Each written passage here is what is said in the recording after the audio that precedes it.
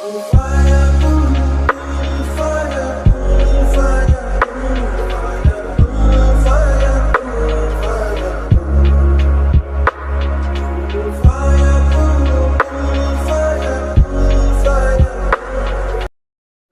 اللہ الرحمن الرحیم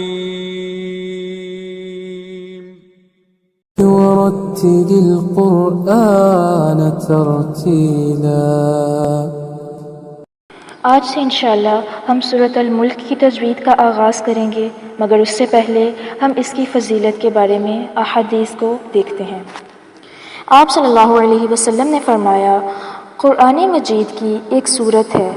جس کی 30 آیات ہیں، وہ آدمی کی اس وقت تک سفارش کرے گی یہاں تک کہ اس کی مغفرت ہو جائے، اور وہ ہے سورت تبارک الذی بیدہ الملک۔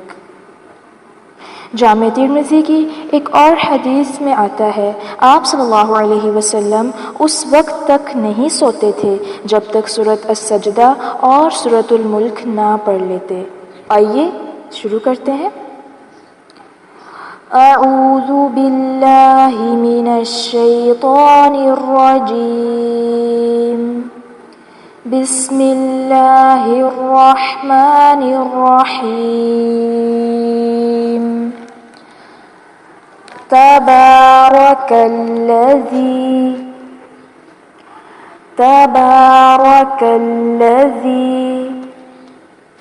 یہاں دیکھیے تبارک الذی، با کے اوپر کھڑی زبر ہے تو اس کو تھوڑا سا کھینچ کے پڑھیں گے، را کو پر کیا جائے گا کیونکہ را کے اوپر زبر آ رہی ہے، اور الذی میں زال کو نرمی سے پڑھنا ہے، اس کو سختی سے نہیں پڑھنا، الذی ایسے نہیں پڑھنا بلکہ الذی ایسے پڑھنا ہے، اور پھر زال زیر یا زی یہاں پر بھی مد اصلی ہو رہی ہے تو اس کو تھوڑا سا کھینچیں گے۔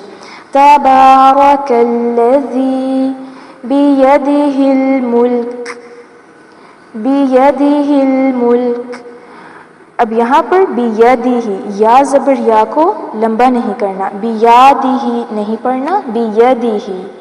بیدہ الملک وہو علی کل شیء قدیر، وہو علی، لام کے اوپر کھڑی زبر ہے،